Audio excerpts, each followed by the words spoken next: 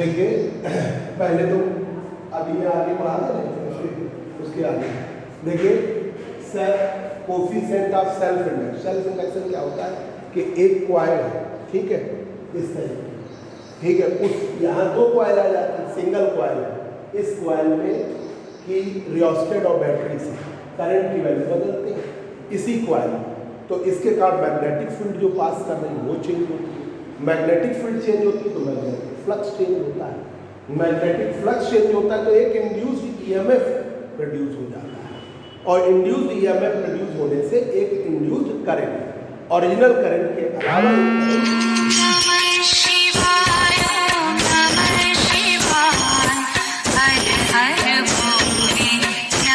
क्या कहते हैं सेल्फ इंडक्शन। तो इसका कोफिशिएंट सेल्फ इंडक्शन का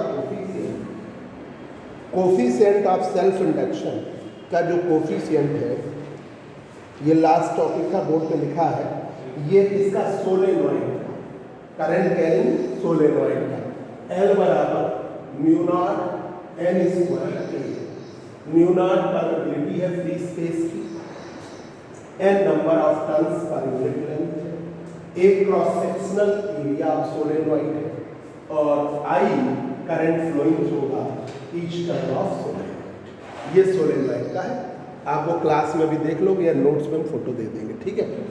अब आइए म्यूचुअल इंडक्शन, एक म्यूचुअल इंडक्शन, ये कॉइल है C1, एक कॉइल है C1, ठीक है, एक कॉइल है C2, कॉइल C1 में I1 करंट फ्लो हो रही है, कॉइल C1 में I1 करंट फ्लो हो रही है कि रियोस्टेट और बैटरी से कनेक्ट कर दिया। अब इसमें करंट I1 फ्लो हो रही है, इस I1 की वजह से मैग्नेटिक फील्ड V1 पास कर रही है इस दूसरी कॉइल में कुछ नहीं है, बस सिंपल गैल्वेनोमीटर या एमीटर लगा दिया, ठीक है। अब इससे पास होने वाली मैग्नेटिक फील्ड चेंज होती है, मैग्नेटिक फील्ड चेंज होती है तो मैग्नेटिक फ्लक्स चेंज होता है, और मैग्नेटिक फ्लक्स चेंज होता है तो इसमें एक इंड्यूस्ड ईएमएफ प्रोड्यूस हो जाता है और एक इंड्यूस्ड करंट प्रोड्यूस हो जाती है इस कॉइल में, तो इस फिनोमेना को कहते हैं म्यूचुअल इंडक्शन, ठीक है। अब ये कॉइल के कारण जो अब यहाँ करंट फ्लो होगी तो इसके कारण मैग्नेटिक फील्ड इसमें पास करेगी B2, तो यहाँ पर भी एक मैग्नेटिक फ्लक्स चेंज होगा, इसका चेंज मैग्नेटिक फ्लक्स का, इसका φ2 था, इसका मान लो φ1 हुआ, इसकी वजह से एक इंड्यूस्ड करंट यहाँ भी प्रोड्यूस होगी, एक induced EMF.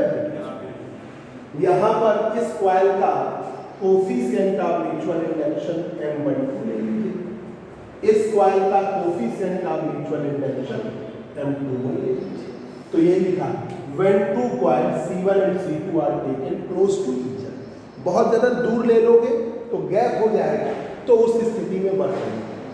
Two coils are taken close to each other when current passing through the coil C1, current pass कर रही है coil C1 से, is changes, then magnetic field V1 is also changes, magnetic field V1 भी change होती है।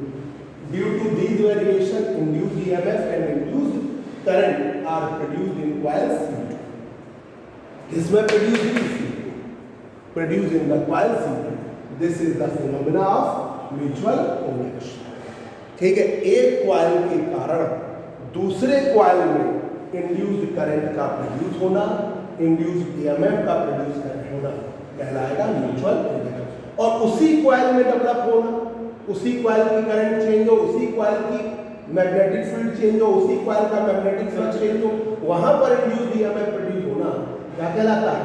Self induction. एक ही coil में होना सेल्फ इंडक्शन, दो कॉइल में होना mutual induction.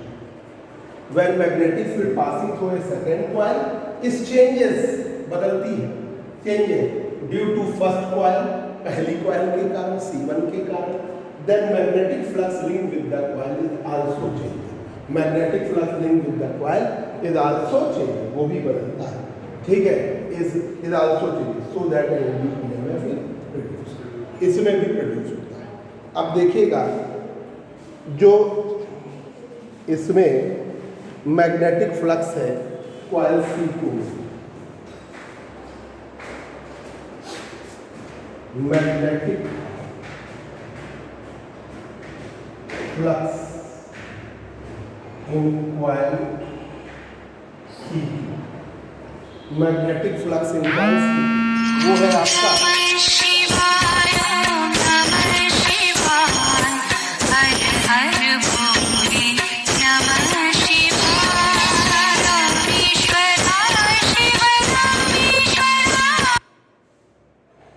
Five two directly proportional.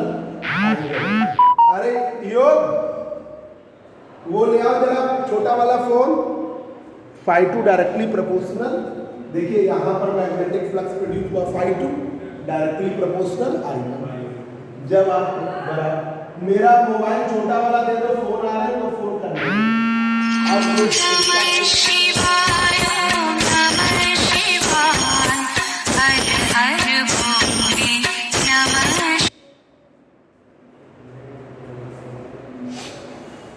M21 I1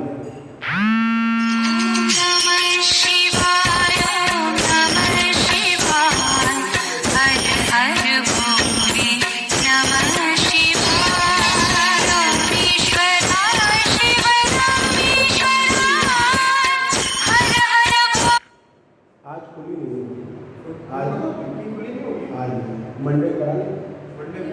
sir आप देख के इसको ऑब्जेक्टिव फॉर्म में वो ही कर रहे हो। आपने डेरिवेशन लिखी है ना, आपने तो ऑब्जेक्टिव होनी है। हाँ तो डेरिवेशन नहीं है ये तो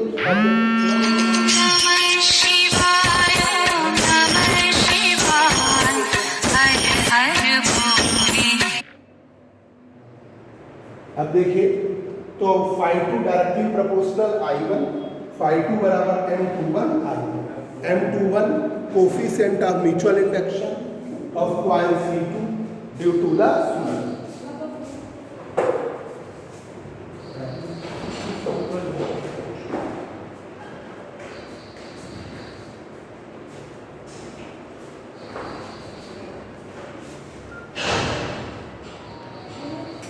हेलो ठीक है तो कितने बाद कितने बजे करोगे, कितने बजे बात करोगे?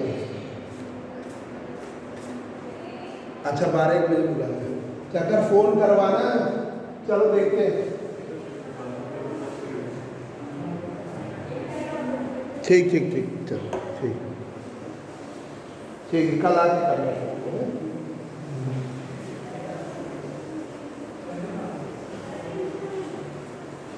इसकी फोटो खींच लो, सुनो फोटो खींच लो। उसकी की हाँ बड़ा बड़ा है।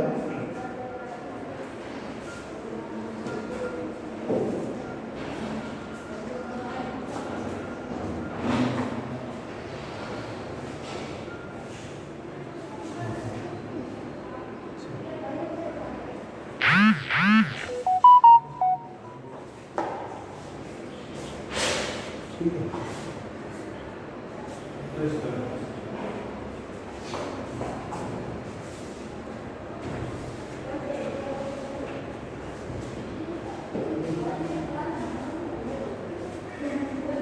M21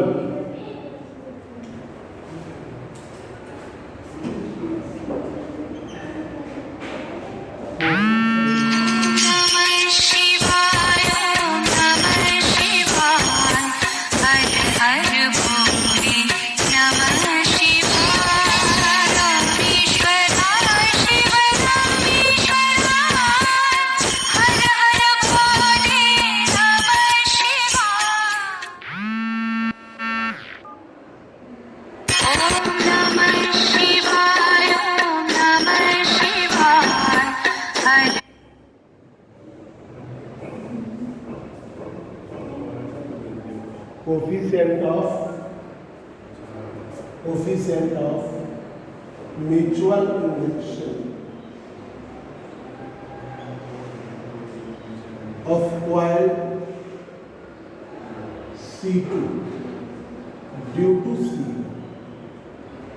ये M21 क्या है? Coefficient of mutual induction of coil C2 due to the C।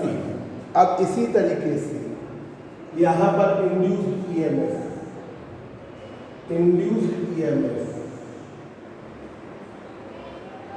EMF in the coil C. E2 की value minus D five two upon D, minus D five two upon D, इसकी value रख दीजिए five two की value minus D by D, ये है आपका M21 आपका I1, इधर किया M21 DI1, M21 DI1, ये हो गया। अब इसी तरीके से सिमिलरली कॉइल C1 के लिए, सिमिलरली इन कॉइल C1, इसी तरह कॉइल C1 के लिए, जब C1 के लिए करोगे तो क्या होगा, यहाँ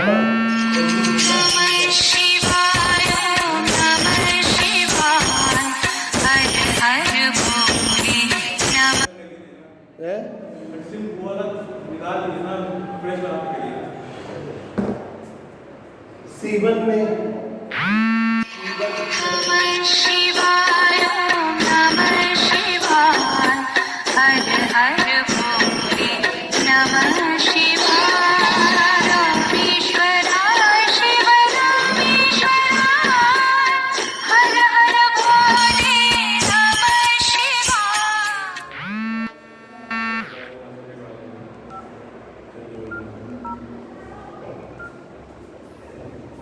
I1 डायरेक्टली प्रोपोर्शनल I2, जब बराबर करेंगे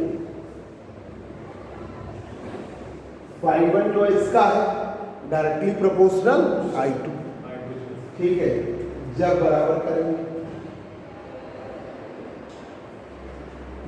करेंगे तो ये आएगा M12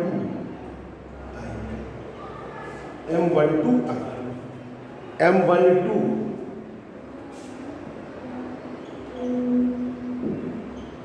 coefficient of mutual induction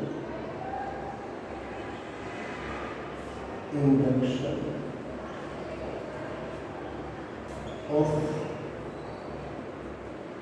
coil C1 due to coil C1 due to C2.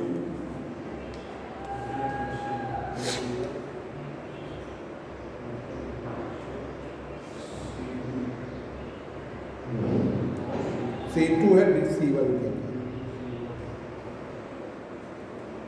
C2 है C1 के।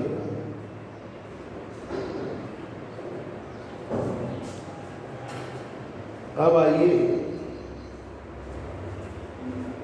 इंड्यूस्ड EMF, आज तुमने ये अब की बार बच्चे कल परसों से आना शुरू कर रहे हैं, सब लगा देना और सब कपड़ा वपड़ा मार देना। हाँ बताओ, कार के ऊपर है, नहीं भैया वाली की दुकान पापा वाली भी ऊपर ही है, उसमें देखना मेरा होम्योपैथिक दवा का लिफाफा है ले आना। तो कोचिंग में सर वहाँ से पढ़ाएंगे जहाँ से आपने ऑफलाइन में छोड़ा था, या यहीं से पढ़ाएंगे? यार अब जल्दी से इसको कंप्लीट कर देंगे ऑनलाइन, उन सब के अगर नहीं, हम लोग तो अपोज कर रहे हैं कि ऑब्जेक्टिव जो सब्जेक्टिव साल भर बच्चों ने पढ़ा एकदम से ऑब्जेक्टिव कर दिया, तो अगर सरकार नहीं मानेगी सर अच्छी बात तो ऑब्जेक्टिव से नंबर तो बच्चे पास रहेंगे, जो फेल हो जाओगे सर, सब्जेक्टिव कहाँ बच्चे पास कर पाएंगे? आपको लगता है ये डेरिवेशन लिख पाएंगे आधे से ज़्यादा बच्चे? नहीं, ये वाली बात नहीं कर रहे, जो तुमने ऑप्टिक्स पढ़ी है, जो तुमने 2 पेपर सब्जेक्टिव पढ़े हैं, तो आपको कह रहा हूँ सब्जेक्टिव ही कराए, वो भले 1.5 घंटे का कर दो, पर सब्जेक्टिव ही करा, पेपर छोटा कर दो। तो सर उसको तो नुकसान है ना बच्चों का? नुकसान नहीं, जो बिल्कुल नहीं पढ़े, जो पढ़े हुए बच्चे उनका नुकसान है। एकदम से वो कहाँ ऑब्जेक्टिव भी कहो, अगर टिपिकल बना दिया तो परेशान हो सर फेल तो होंगे बच्चे, टिपिकल पेपर तो फेल होंगे, तो और ऑब्जेक्टिव में सही है तो सही है, गलत है गलत है। यहाँ तो काफियों में रिलैक्स कर देते हैं, आप ही लोग चेक करते हैं, नंबर बढ़ा देते हैं, तो लोग पास कर देते हैं। पास करते हैं। वहाँ तो कंप्यूटर में अगर 5 नंबर आ रहे तो 5 पाँच नंबर भी नहीं आएंगे। और वही 5 नंबर प्रैक्टिकल में आए। पार्ट 1 में बच्चा गिरेगा जाके, पार्टनर में भी 5 ही आएंगे। हाँ वो धीरे धीरे सीधा वो BSc खत्म हो जाएगी। फिर से 0 फिर से 4 ये ऑब्जेक्टिव में ये नुकसान है। सब्जेक्टिव में वो लिखेगा, भाई 2 पेपर से सब्जेक्टिव के अकॉर्डिंग पढ़े, साल भर उन्होंने मेहनत करी है सभी बच्चों ने, तो वो उसमें उसके नंबर आ ले आए। और टीचर भी सिंपैथी में नंबर देगा।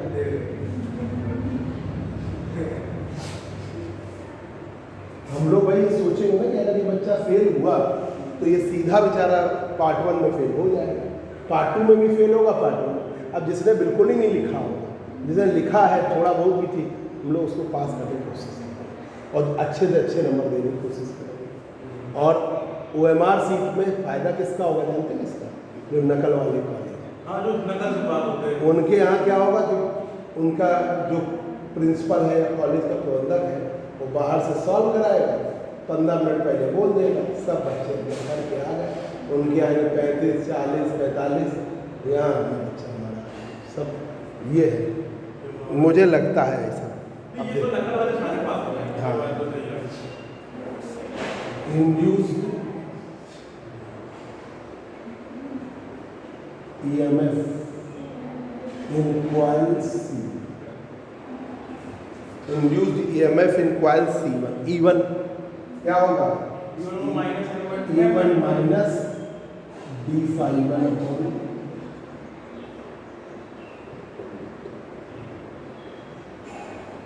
या फिर सेकेंड ईयर के भी पेपर ना कराए, थर्ड ईयर में ही कराए। तो थर्ड ईयर में कैसे हो, मतलब थर्ड ईयर में 2 सब्जेक्ट होते हैं ना सर, हाँ तो उन्हीं के साथ कराए। उनके साथ कराया सर, तो बच्चा और फेल हो जाएगा। थर्ड ईयर जाके पढ़ेगा, सेकंड ईयर जाके पढ़ेगा, और अरे मतलब गया भी बच्चा वो छोड़ देगा, फिर का पीरियड आ सकते हैं। चलो देखते हैं। फिर होम से तो ऑब्जेक्टिव सरकार ने बोल दिया चेंज नहीं करेंगे। सरकार तो जानते हो, अब तो हट के ही मानेंगे।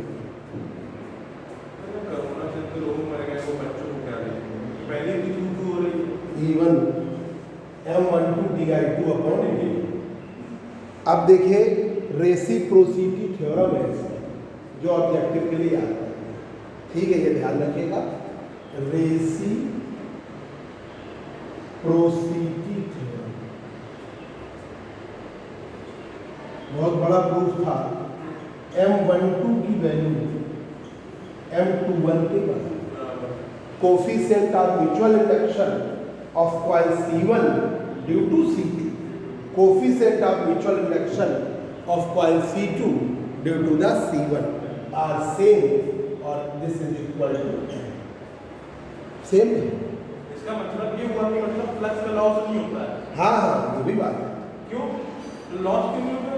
वो ये थोड़ा बहुत लॉस होता आखिर है। एनर्जी है, एक सॉलिड दूसरे जा रही है, तो लॉस तो होनी चाहिए। बिल्कुल सही कह रहे हो, तो इसके कारण वर्क डन इस पे होता है, हाँ।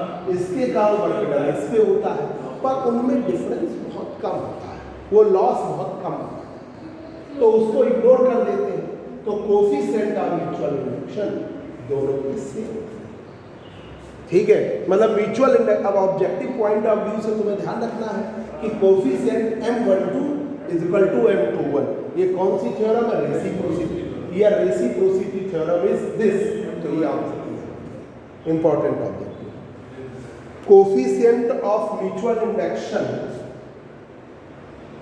दो कपल्ड कॉइल है उनके लिए, coefficient of mutual induction between two coupled coil, coefficient of mutual induction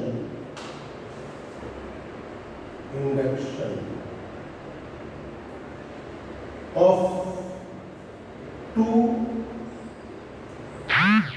coupled coil,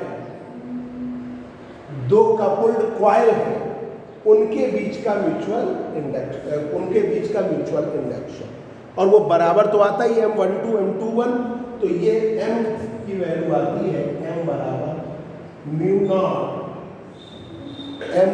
mu naught N1 N2 into A, N1 N2 into A, N1 number of turns per unit length in first coil या primary coil, N2 number of turns in second coil या secondary coil, दोनों का area same, mu naught permittivity. ठीक है, तो ये मतलब जैसे आपने एक सोलेनॉइड टाइप की कॉइल बनाई, एक कॉइल बनाई टर्न ली, उसी के ऊपर से दूसरी कॉइल बना, वैसा। ठीक है, तो ये म्यू नॉट परमिबिलिटी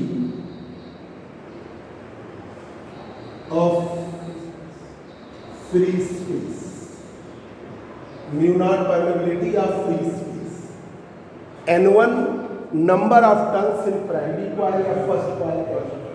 ठीक है, N1 नंबर ऑफ टर्न्स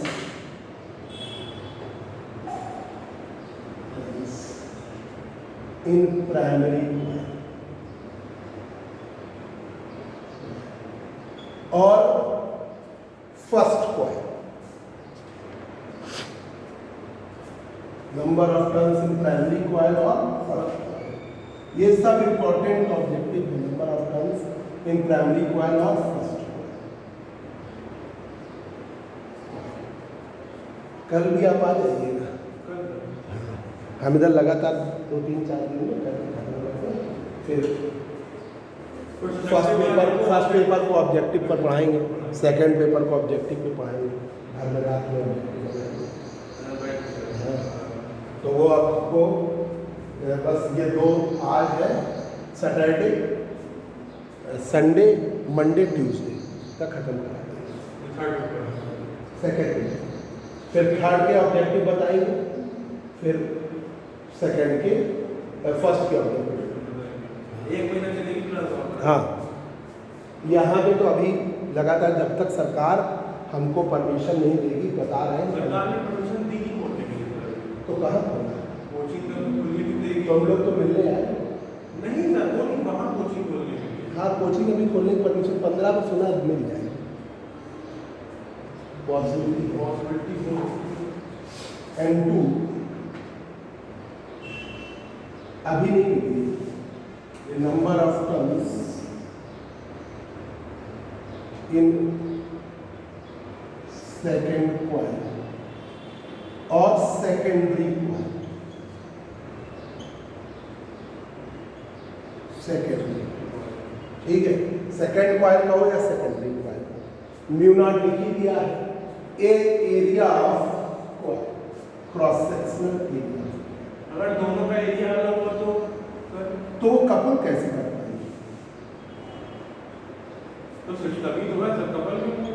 मान लीजिए एक आपने ये लिया, ठीक है, इस पे टर्न कर लिया, और एक आपने दूसरी ले लिया, उस पे टर्न कर लिया, तो फिर वो कपल्ड कहाँ होगा? कपल्ड का मतलब तो एक के ऊपर दूसरी ले। इतनी चेंज नहीं करें कि कपल ना कर पाए, स्लाइड चेंज करते हैं एरिया। हाँ, बहुत हल्का सा चाहिए तो भी फिर हम सेम ही लेंगे, उसको एवरेज कर लेंगे। एवरेज कर लेंगे। हाँ, मतलब वैसे तो कपल्ड का मतलब ही क्या होता है, ये कॉइल है, इस पे टर्न की, ठीक है, फिर उसके ऊपर दूसरे टर्न कर दिए, तो वो वाली है, तो एरिया तो वही रहा, हल्के फुल्के वेरिएशन को छोड़ देते हैं, तो वो स्थिति।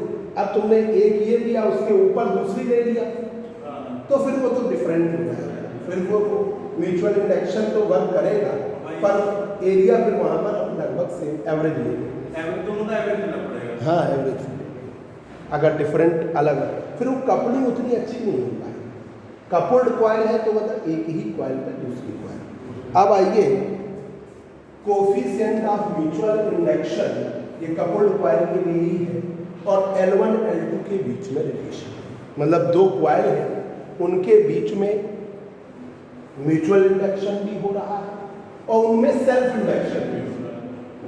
ठीक है, तो उस स्थिति के लिए एक फॉर्मूला याद करिए, ये कपल्ड कॉइल के लिए ही होता है जो हम आगे बता रहे हैं।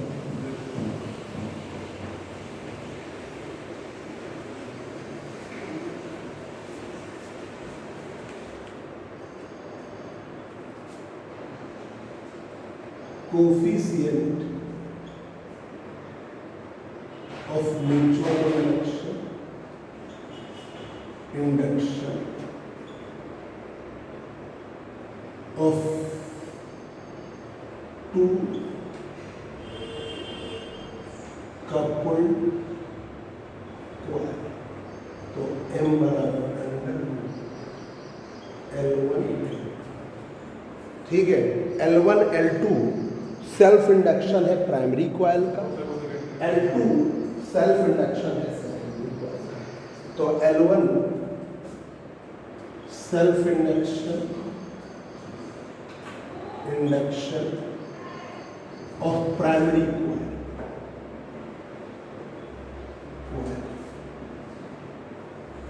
L2 self induction of secondary.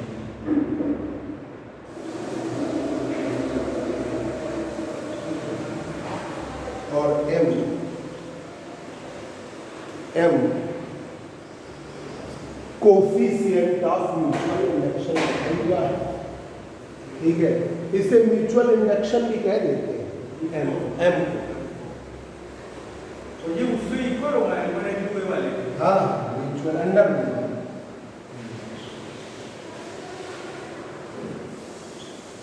तो M बराबर अंडर रूट L1 L। अब क्या होता है, कपलिंग का एक कोफिशिएंट आता है इनके बीच में, कोफिशिएंट ऑफ कपलिंग इनके बीच में। दो कॉइल है कपल कर रही है, तो कोफिशिएंट कपलिंग का आपका coefficient of coupling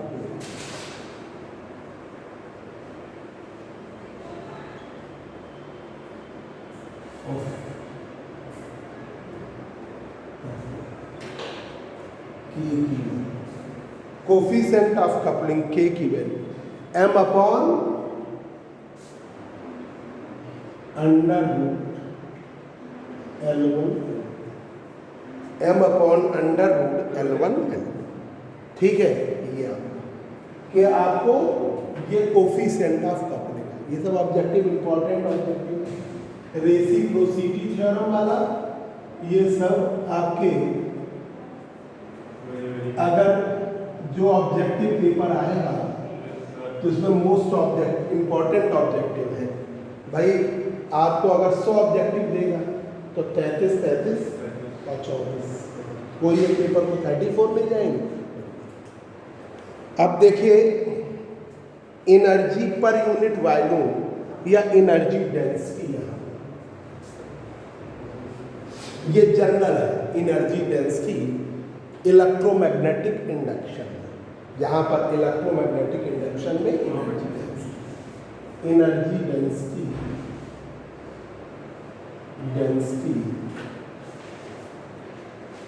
in electromagnetic induction, energy density in electromagnetic induction. Electromagnetic induction में एनर्जी डेंसिटी B बराबर U बराबर स्मॉल u से लिखा है, स्मॉल u बराबर B square upon 2 mu, B square upon 2 mu, B square upon 2 mu. B square की value है mu naught square H square by B बराबर mu naught H upon 2 mu naught. तो U की value है half mu naught H square, half mu naught H square, ये भी बनेगी। एक B square upon 2 mu naught भी है और ये भी बनेगी, ये जनरल वैसे भी होती है, ठीक है। अब टोटल एनर्जी डेंसिटी का फार्मूला बता दें, टोटल एनर्जी डेंसिटी, ठीक है, in whole volume, total energy density पूरे वॉल्यूम, ये तो energy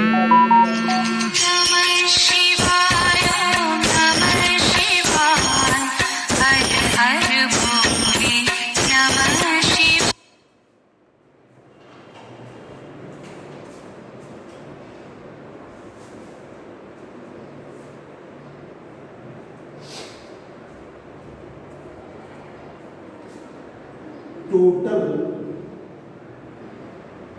energy density in whole while. Total energy density in whole while, पूरे वाले UV बराबर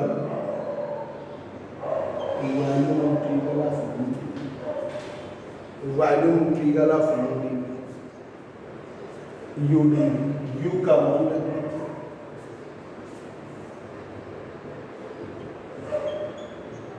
B square upon 2 mu naught B square upon 2 mu naught D.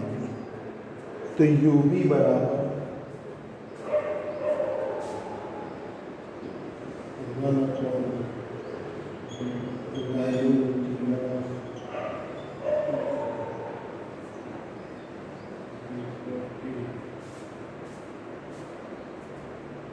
ठीक है, ये आपका V स्क्वायर। तो UV बराबर volume integral of UD, U का मान B square upon 2 mu naught D. आपका 2 म्यू नॉट बाहर कर दिया, volume integral of B square D, volume integral of B square D. अब ये सीधे B स्क्वायर B लिख तो गलत होगा, B स्क्वायर B लिख देना है, इंटीग्रेट करते हैं dV को। हाँ कर सकते, इस फॉर्म में आएगा। फॉर्म अगर आएगा तो ये है, वो तो फिर तुम्हारे याद में जैसा चाहो वैसा कर सकते। पेपर में ये लिख क्या है? पेपर में यही है। अब energy stored in electric field, ये तो मैग्नेटिक फील्ड, ठीक है, ये मैग्नेटिक फील्ड। अब इलेक्ट्रिक फील्ड इसी तरीके का फॉर्मूला, इलेक्ट्रिक फील्ड के लिए एनर्जी डेंसिटी यही बता दे रहे हैं। ये इलेक्ट्रिक फील्ड में जो पीछे पढ़ के आए हो वो आप यही पढ़ के आए हो। तो देखिए एनर्जी डेंसिटी इन electric field,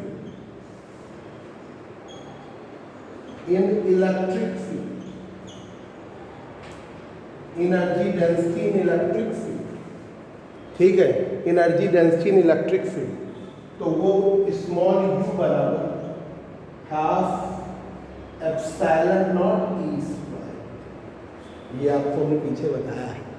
energy density u बराबर half epsilon not E square, half epsilon not E square. अब पूरे वॉल्यूम में करोगे, पीछे पढ़ाया है। साइलेंट और परमिटिविटी ऑफ फ्री स्पेस होता है। हाँ वो परमिटिविटी, तो ये परमिटिविटी, हाँ ये परमिटिविटी। एप्सिलॉन नॉट परमिटिविटी, दोनों में फर्क क्या होता है? Permittivity of free space. ऐसे है कि इलेक्ट्रिक फील्ड अलग चीज है और मैग्नेटिक फील्ड अलग चीज। परमिटिविटी और परमिटिविटी, सुनिए, तो इलेक्ट्रिक फील्ड का बिहेवियर अलग है, मैग्नेटिक फील्ड का बिहेवियर अलग है, पर मतलब एक दूसरे के वो है, क्या कहते हैं कि चार्ज पार्टिकल्स की वजह से इलेक्ट्रिक फील्ड डेवलप होती है। मतलब जैसे कोई चार्ज पार्टिकल है तो इलेक्ट्रिक फील्ड, और मैग्नेटिक फील्ड डेवलप होती है किसकी वजह से? करंट की वजह से। वायर है, करंट फ्लो हो रहा है, ठीक है, तो मतलब करंट की वजह से मैग्नेटिक फील्ड डेवलप होती है। North pole south pole develop होते हैं, ये स्थिति होती है। तो यहाँ पर जो एटमॉस्फेयर है, फ्री स्पेस का मीडियम या कोई डाइइलेक्ट्रिक मीडियम, उसमें जो मैग्नेटिज्म डेवलप होगा उससे हम किससे मीजर करेंगे? परमिटिविटी से, ठीक है। मैग्नेटिज्म एटमॉस्फेयर में जो आ रहा है, और इसी तरीके से इलेक्ट्रोस्टैटिक फील्ड जो एटमॉस्फेयर में आएगी उसे हम एप्सिलॉन नॉट से मीजर करते हैं, है ना।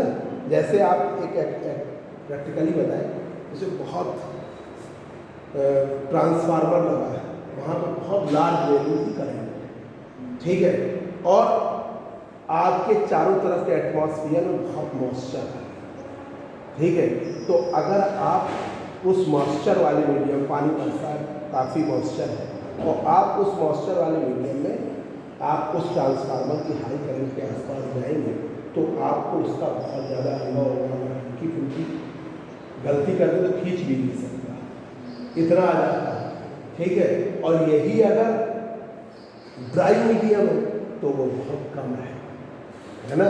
जैसे हाई टेंशन लाइन होती है, आप अगर उसके नीचे से गुजरिए तो आपको एक्सपीरियंस होगा कि कुछ अलग है। ट्रेन की छत पर बैठो। हाँ, तो और वो अगर एटमॉस्फियर आपका में मॉइस्चर बहुत ज़्यादा है तो और ज़्यादा है ना।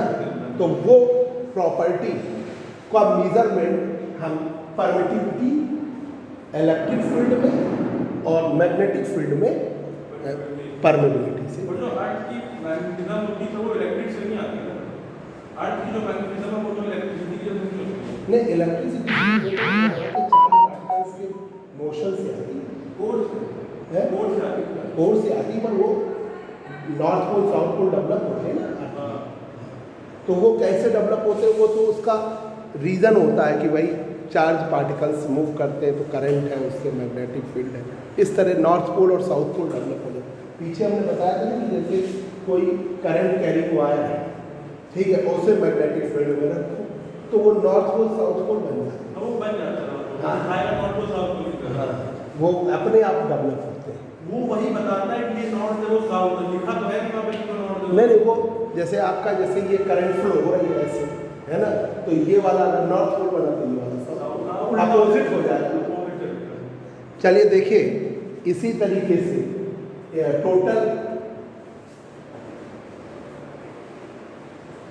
Total energy density in whole volume, total energy density in whole volume, पूरे वॉल्यूम में एनर्जी डेंसिटी कैपिटल यूई से लिखा है। Volume integral of half epsilon naught या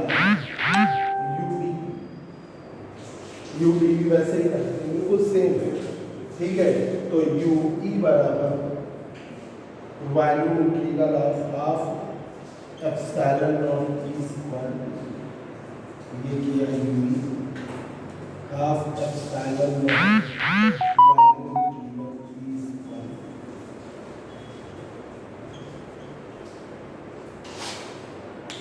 एप्सिलॉन नॉट ई स्क्वायर। अब देखिए इंडक्टेंस